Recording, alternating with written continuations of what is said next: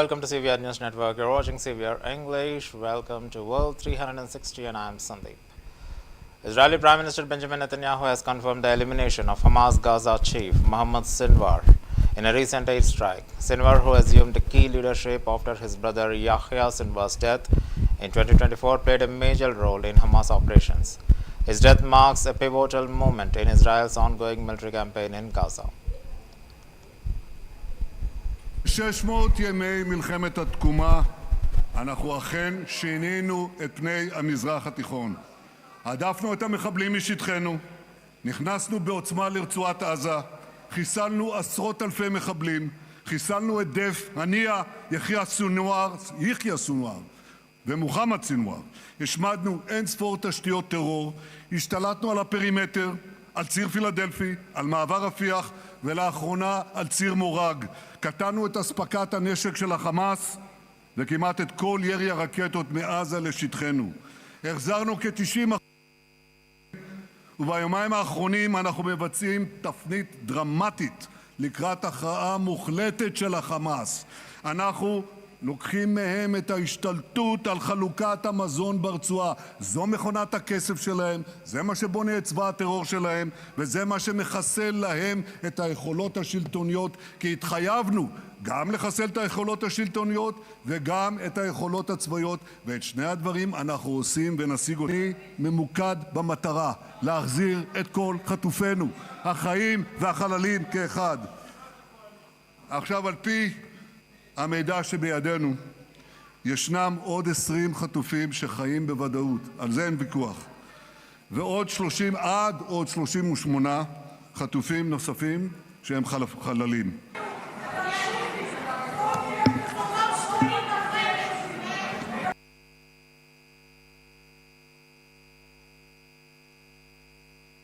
ב-600 ימי מלחמת התקומה אנחנו אכן שינינו את פני המזרח התיכון. הדפנו את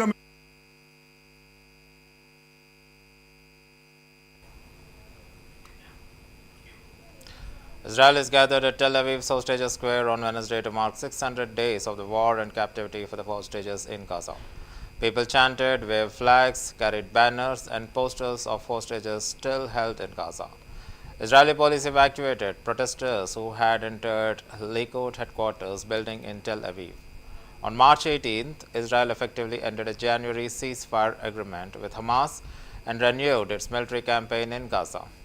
Hamas and allied factions began firing rockets and attacks 2 days later.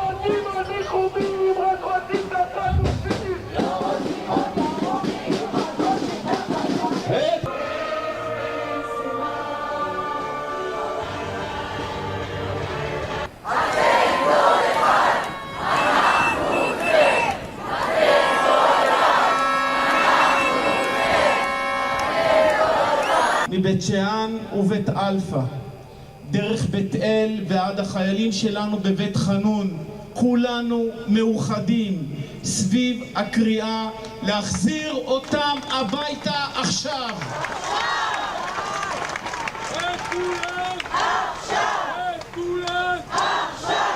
משפחות מול עשרות כלי תקשורת מהארץ ומהעולם. שם 600 ימים של חושך, של רעב, של גיהנום.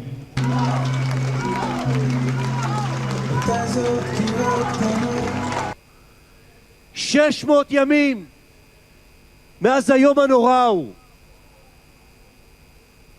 וממשלת ישראל חרשת לקריאות. יידרס לנו את העתיד! שיחות בקטרם לא יידרס לנו העתיד! הם ישנו, הרוב, יצאנו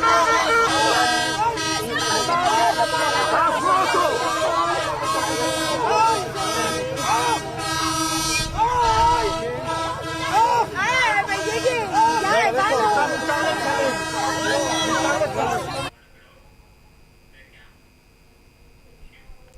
Gunfire erupted as desperate Palestinians stormed a United Nations food warehouse in central Gaza on May 28, 2025 amid a worsening hunger crisis.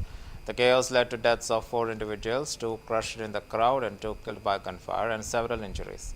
This incident followed a deadly confrontation the previous day at a new aid distribution site in Rafah, operated by the US and Israeli-backed Gaza Humanitarian Foundation, where at least 1 person was killed and 48 others injured by the gunfire.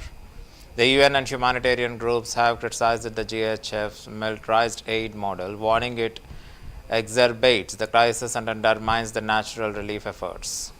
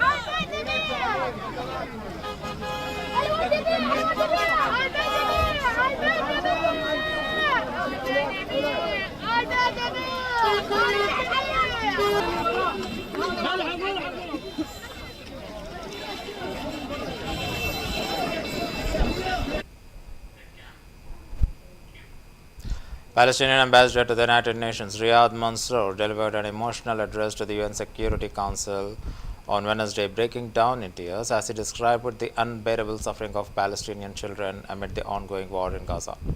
Mansour cited the case of Dr. Ala al-Nazjar, a Palestinian doctor who lost 9 of her 10 children after they arrived at the hospital where she worked, already dead and burned.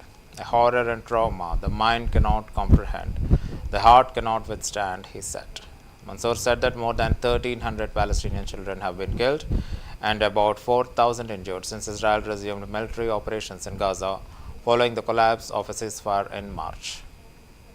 If we stop this genocide before she is killed too, what?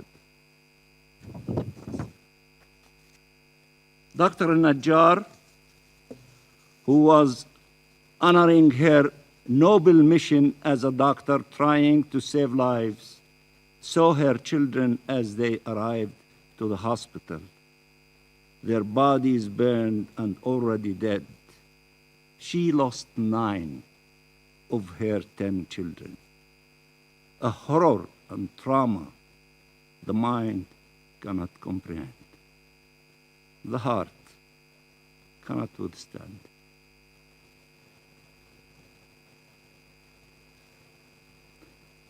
since Israel broke the ceasefire in March. Over 1,300 Palestinian children have been killed, and around 4,000 have been injured. These are children. Children. And still, a war against barbarism. Children. Dozens of children are dying of starvation. The images of mothers embracing their motionless bodies, caressing their hair, talking to them, apologizing to them. It's unbearable. How could anyone tolerate this horror? Excuse me, Mr. President. I have grandchildren. I know what they mean to their families. And to see the situation of the Palestinians without us having hearts to do something is beyond the ability of any normal human being to tolerate. Flames and hunger are devouring Palestinian children. This is why we are so outraged as Palestinians everywhere, the 14 millions of us in the occupied territories, in the diaspora, in the refugee camps, in far places, all the way to California and in between. Butch Wilmore and Sunita Williams, unit astronauts left on the International Space Station last year by Boeing's Trouble Starliner capsule, are on the up after returning to Earth in March, emerging from weeks of physical therapy to ramp up work with Boeing and various NASA programs. Wilmore and Williams, who last year set off for an 8-day Starliner test flight that swelled into a 9-month stay in space, have had to readapt their muscles, sense of balance, and other basics of Earth living in a 45-day readaptation period, standard for astronauts returning from long-term space missions. The astronaut duo have spent at least 2 hours a day with astronaut strength and reconditioning officials within NASA's medical unit while juggling on increasing workload with Boeing's Starliner program. NASA's Space Station unit in Houston and agency researchers said. Briefs tomorrow. And then we'll eventually get back into those type of roles and specifically what we'll be involved with. Certainly, we will have some insight and some interaction with the Boeing folks and NASA that works those programs. But who knows what we'll be working on as time goes on. Like we're getting our next crew member here. That is none other than Sunny Williams. Big smile, big waves. She, like her other. There we have it. Some waves, some thumbs up, and some smiles. We're getting some views of him now as he egresses or exits the spacecraft.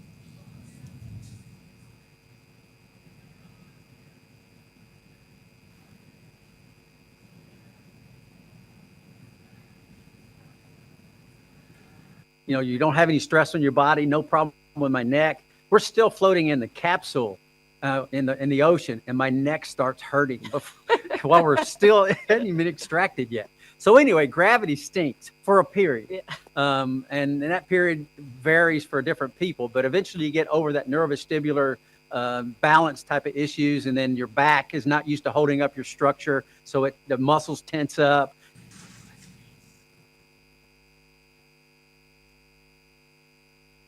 And splashdown. Crew 9 back on Earth. Yeah, so that was really the first month to 45 days of that, and then we graduated and back to normal. And I felt, though, honestly, I was still tired. Like all the little muscles are getting re-engaged, and so it kept me being like not being able to wake up like I normally like to wake up early in the morning until about a week and a half ago. Then I'm like up at 4 a.m. I'm like, aha, I'm back. So I think all of that just takes a little while to get back to gravity. Just like Butch said, it's just a little bit of a readaptation, and then we're here and we're feeling fine.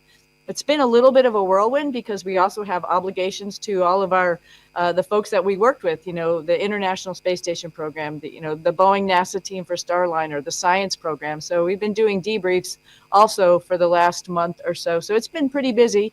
So just to kind of finish off what I was saying is once that side hatch of the spacecraft is open, that crew will be assisted out of the capsule one by one. I think that. Bolivian riot police clashed with supporters of former Bolivian President Evo Morales and coca farmers during the anti-government protest on Wednesday.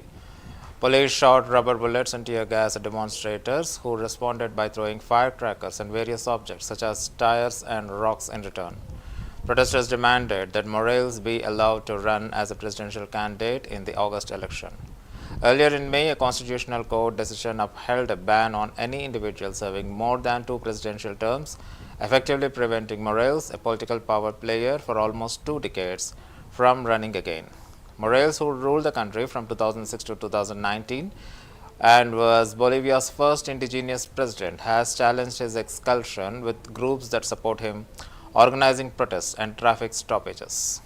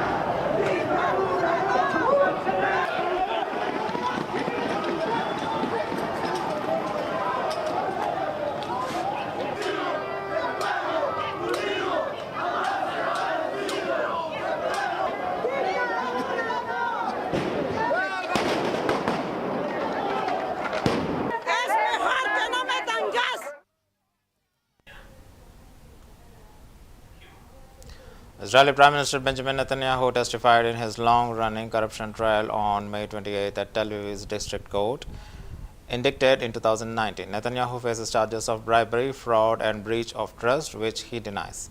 This historic testimony comes as Israel intensifies its military campaign in Gaza following the deadly October 2023 Hamas attack. The offensive has left over 54,000 dead in Gaza, according to local authorities, and displaced most of its population. Netanyahu says the operation will end with full Israeli control of Gaza.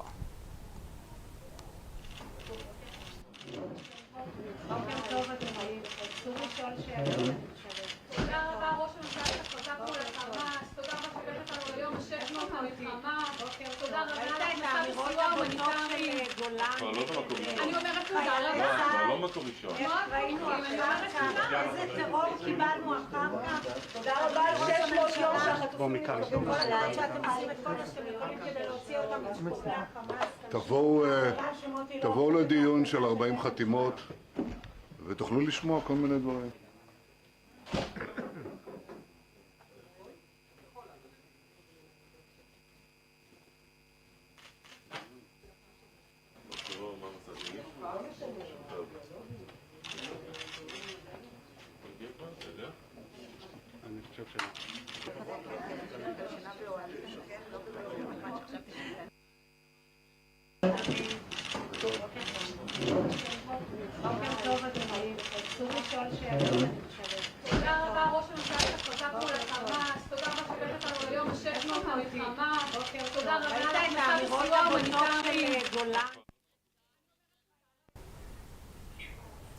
Pro-Palestinian activists and NGOs including Greenpeace France dyed the fountain of innocence in Paris blood red to protest the Gaza conflict, holding banners demanding a ceasefire and urging President Emmanuel Macron to act. The demonstrations symbolize the humanitarian crisis in Gaza. Greenpeace France Executive Director Jean-Francois Juliot condemned the Israeli government's actions and urged strong international sanctions and an arms embargo. Activists called for urgent global intervention to stop the bloodshed and secure peace for the Gaza. The protest drew major media attention in central Paris.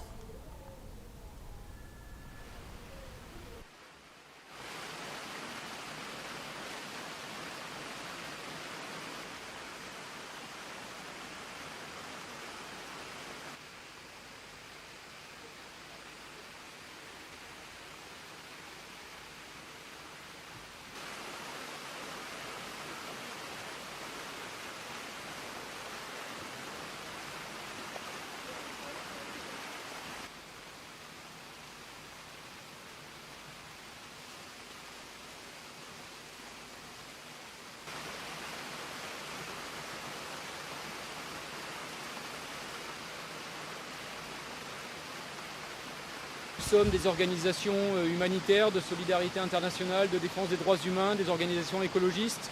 Et aujourd'hui, nous souhaitons exprimer notre profonde indignation, notre profonde colère face à la situation humaine indescriptible qui sévit en ce moment à Gaza.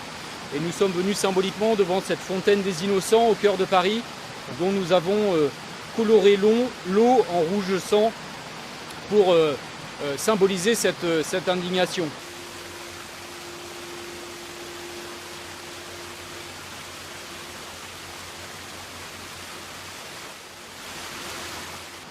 Nous sommes aussi ici pour interpeller la communauté internationale, interpeller nos dirigeants politiques internationaux, européens et Emmanuel Macron pour qu'ils agissent enfin à la hauteur de l'enjeu, pour qu'ils agissent concrètement, rapidement, efficacement. Ça veut dire pointer du doigt fortement le gouvernement d'Israël pour qu'il cesse ses activités criminelles, demander et exiger immédiatement un cessez-le-feu durable, appeler à des sanctions importantes et fortes contre les représentants du gouvernement Israël pour qu'ils agissent aussi, et demander un embargo complet sur les ventes d'armes à destination d'Israël.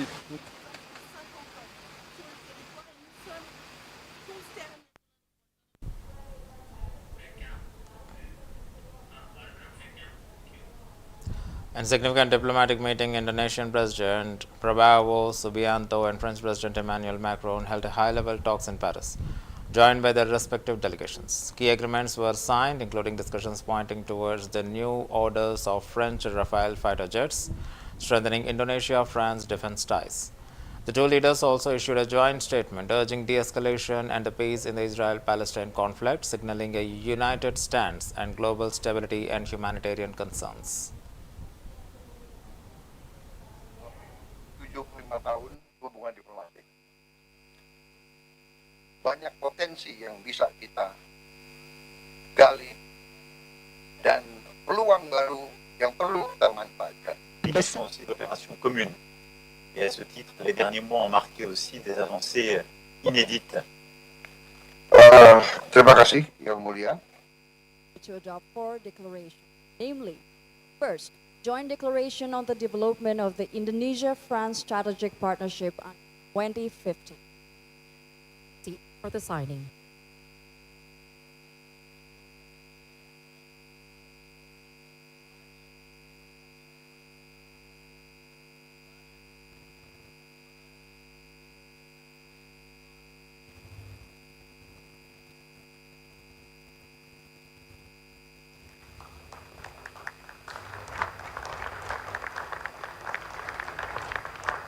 Thank you. Nous partageons aussi la même vision du droit international.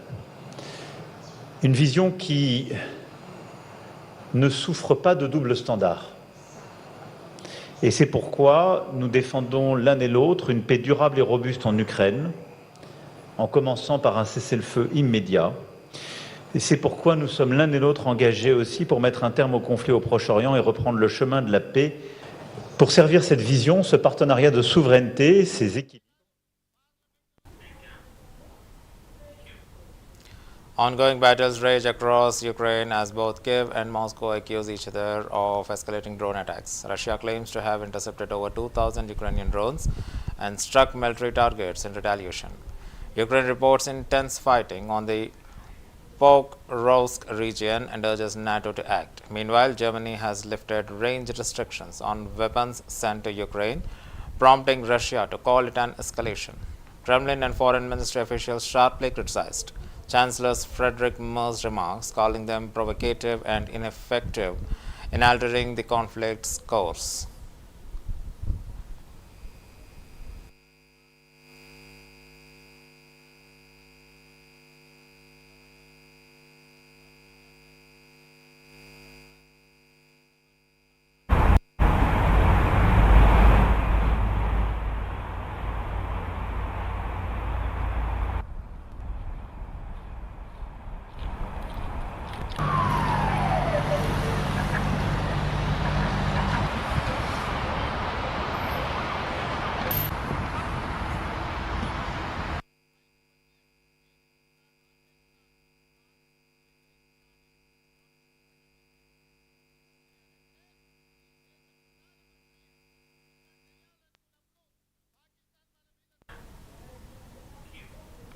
President Donald Trump on Wednesday said that Harvard University should have 15% cap on the number of the foreign students it admits, and that the Ivy League school needs to show the administration their current list of the students from other countries.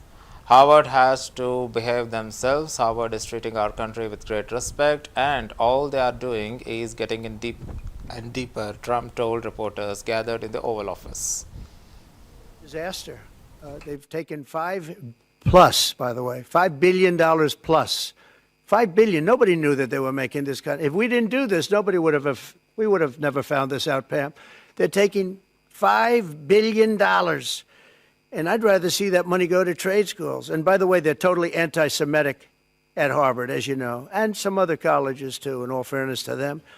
And it's been exposed, very exposed. And I think they're dealing very badly. Every time they fight, they lose another $250 million. Yesterday, we found another $100 million. And they have, they have a fund, an endowment, $52 billion. All right? They get a lot of that from the United States. It's too big, much too big. When can we expect that to be the Air Force One? And I think it's ridiculous. I think everyone's coming up to me saying, we love the idea of trade schools. With that kind of money, and money from others, but money from them, you can have the best trade schools anywhere in the world. You give them to Iowa, Indiana, lots of good states, well-run states, and you give them the money, they can only be used for trade schools, and they'll teach people how to build motors and cars and AI, the AI, we're building plants, we're building hundreds of billions of dollars worth of AI plants, already started, many of them. We've never had a boom like we're having now. You're going to see it. There's never been anything like it. Schools anywhere in the world, you give them to Iowa, Indiana. Why? These countries aren't helping us. They're not investing in Harvard and all of we are. A massive glacier collapsed in the Swiss Alps on May 28, devastating the village of Blatten in Lotsantal Valley. A 1.5 million cubic meter section of the Bricht Glacier detached around 3:30 p.m. local time, sending a torrent of ice, mud and rock cascading down the mountainside and burying approximately 90% of the village. Swiss authorities have mobilized military and rescue teams to assess the damage and assist displaced residents. Experts attribute the glacier's instability to accelerated melting linked to climate change, which has caused significant glacier volume loss in Switzerland in recent years. The event marks one of the most severe natural disasters in the Swiss Alps in the recent decades.